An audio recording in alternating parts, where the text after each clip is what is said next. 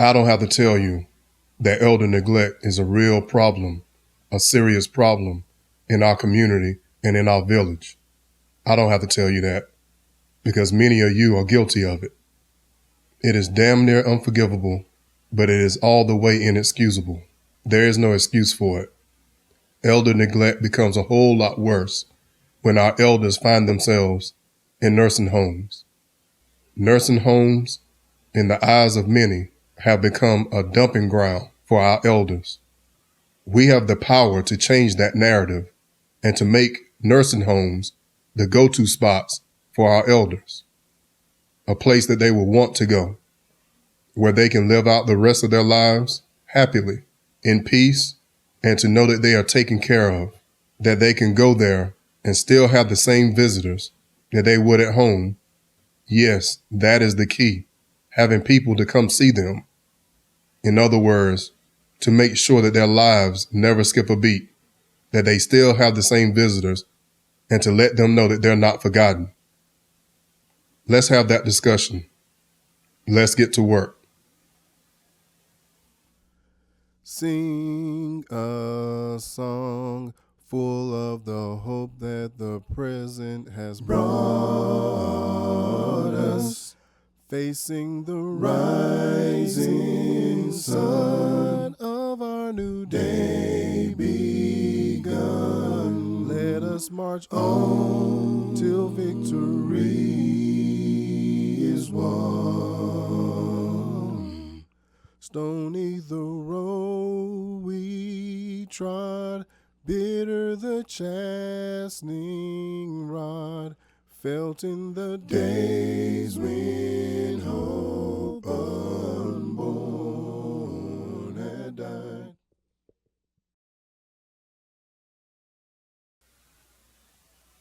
Power rising, King brothers and Queen sisters.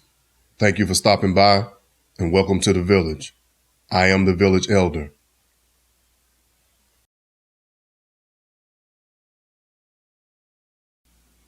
Today's discussion, we're going to continue along the same vein of messages that my paternal grandmother would have wanted you to know. Last time we talked about my grandmother's time as a foster grandmother, working at Dobbs School. While my grandmother did all those jobs, on Sundays, she was a church usher for over 50 years. So she was always standing, always on her feet. Her days at work, and then turn around and do it again on Sundays or any other days that we had church. And Lord knows she loved the Lord. And she was a church mother. We had to get her to sit down and to get younger people involved in being ushers so she could take her rightful place in our church. And as her time with the school system and even her time at Dobbs School began to wind down, my grandmother, in her last 20 years of her life, she decided that she was going to do a nursing home ministry. So my grandmother was a missionary.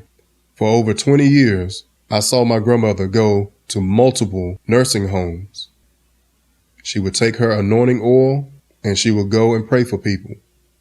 And she did it every week, multiple days a week, for over 20 years. And this is as a 60-plus-year-old woman, a 70-year-old woman, and an 80-year-old woman. My grandmother visited nursing homes up until about 6 months before she passed away. 89-year-old woman driving to 2 counties. My grandmother visited probably on a regular, she visited probably 5 or 6 nursing homes.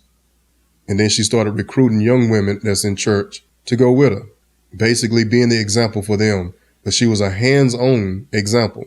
She led by example. She didn't delegate. She didn't point fingers, say, hey, do this. No, she was hands-on. You must lead by example. But the message that my grandmother would have wanted you to know, visit nursing homes. Don't assume that all the people at the nursing home are dementia patients, Alzheimer's. There are young people in nursing homes too, fully lucid.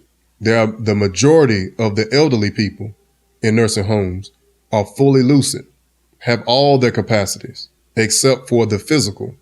They can't physically take care of themselves. Go visit these people. A lot of these people in nursing homes, their family members don't come see them.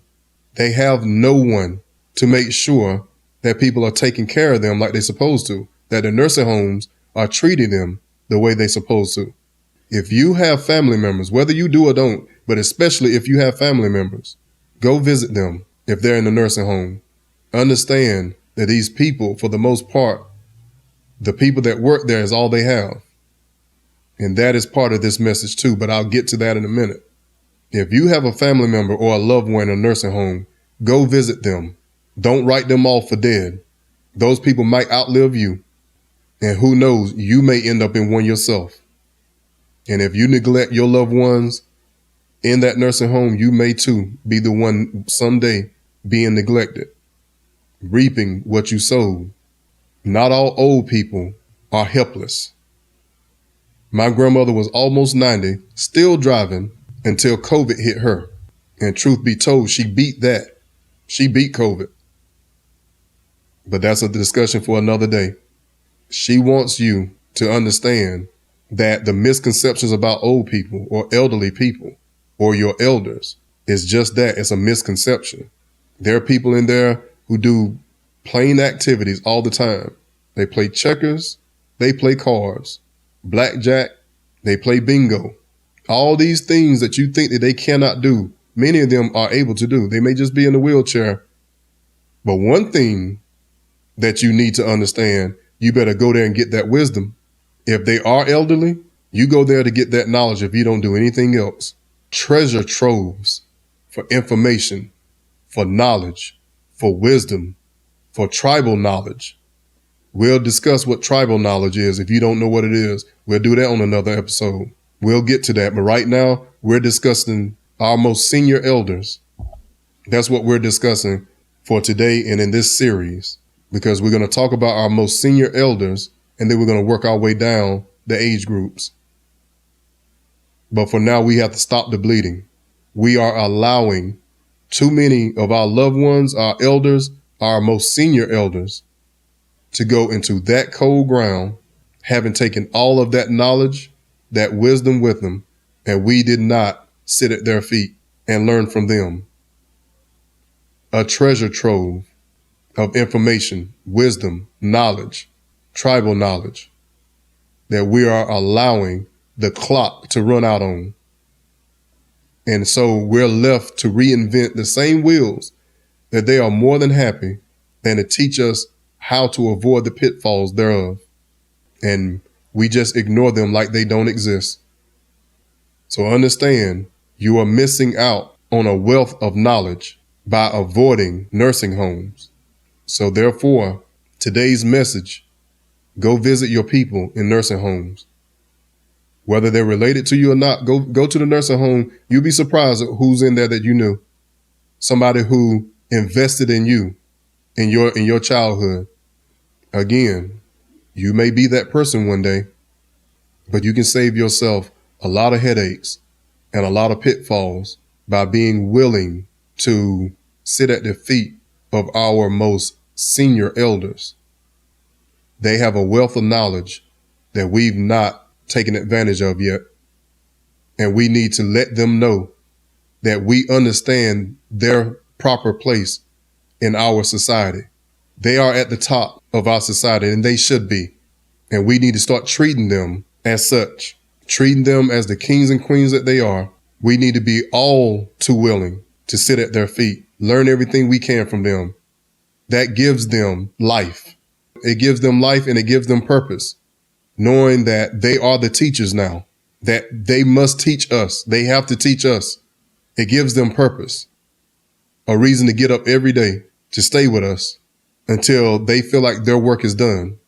They have so much to give and they want to give it to us, but we've shown them time and time again, and I'm talking about our generation, the 60-year-olds, the 50-year-olds, the 40-year-olds, and the 30-year-olds.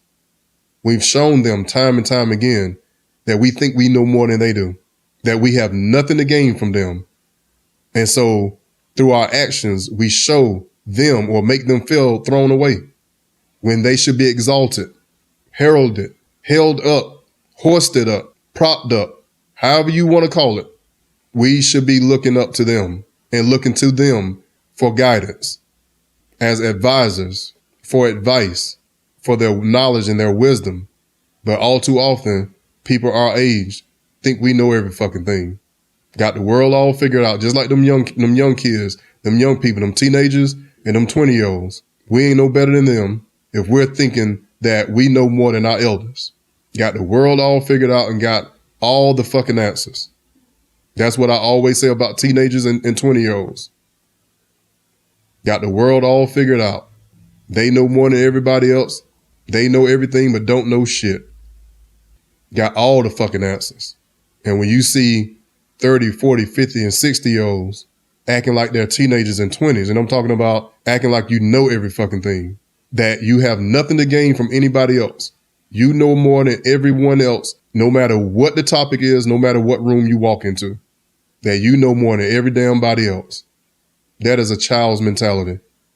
And so we need to let our most senior elders know how valuable they are to us, how much we need them. And you don't do that by neglecting them and avoiding them. By doing so, you teach them the direct opposite, or you're telling them that we have no purpose for them anymore in our society, in our village, in our community, in our families. And that's some bullshit. That's the fuck up that's waiting to happen. If we're going to dig ourselves and our communities, our villages, our nation, our civilization, I'm talking black, if we're going to dig ourselves out of this damn hole, it begins with how we treat our elders, with whether or not we are willing to sit at their feet and learn every damn thing they know. We may never learn everything they know, but we can damn sure learn every fucking thing that they're willing to teach us.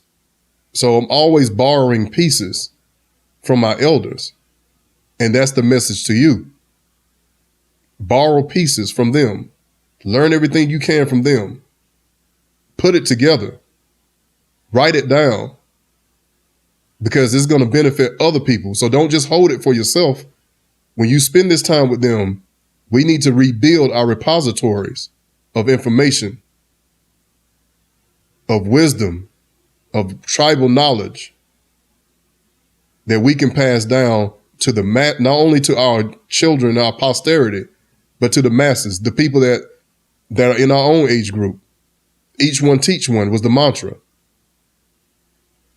I have information to gain from them and to pass down. I'm an educator. I don't just punch a clock as a teacher. I educate the whole child. The same as other people who poured into me, I'm poured into our youth. And hell, I even pour into my peers, people who are my age, so that they can teach their young, pass this information on. This is not my information. I'm not coming up with any of this. This is what I've gained and garnered throughout the years by spending time with my elders. So it's my responsibility, my duty to pass this information on to whomever is willing to receive it. Nursing homes. Make it your business to start visiting people. The same as my grandmother, all the way up to her late 80s, 6 months before she died, she was still visiting nursing homes. And you don't have to be a missionary. You don't have to have a mission. You might go in there and see somebody you know, or somebody may speak to you and want to hold a conversation with you. You got to understand, all they see are the people they see every day. Those people who are in there, those people who work there, and those people who visit. They don't get to go outside the property for the most part, unless a family member comes pick them up for a family reunion or a special gathering or whatever. They're there all day. So they're basically in prison. They can't go anywhere. So a lot of them love to hold conversations. They love to see young people come in. They love to see visitors. Many of them don't get visits. Go in there and find somebody to hold a conversation with. If you don't do anything but just conversation or bring a puzzle book for someone, a $1 puzzle book, word search, ink pens. I pass them out. I go buy them and pass them out all the time. And I go have conversations. That is something I learned from my grandmother. The importance of visiting our loved ones and our elders and our elderly population in a nursing home. You have to be able to look further than your nose. As my dad would say, some people can't see any further than the tip of their nose. That means you're short-sighted. All you think about is right now and you. You don't look to the future and you don't look beyond yourself. Selfish and short-sighted. Go there and meet a stranger. How about that? Doesn't have to be a family member or a loved one or someone you know or someone you knew in the past. Go meet a stranger. We have got to do more, and we have to do more community service. So I'll close by saying, be able to look further than your nose. Go visit someone at a nursing home, because someday you may find yourself in one, wishing, praying, and looking out the window, hoping that someone, anyone, will come see you. Until next time, understand your assignment, stay focused, and remain resilient. Ashe. Lest our hearts, drunk with the wine of the world, we forget thee. Shadowed beneath thy hand, may we forever stand true to our God, true to our native land.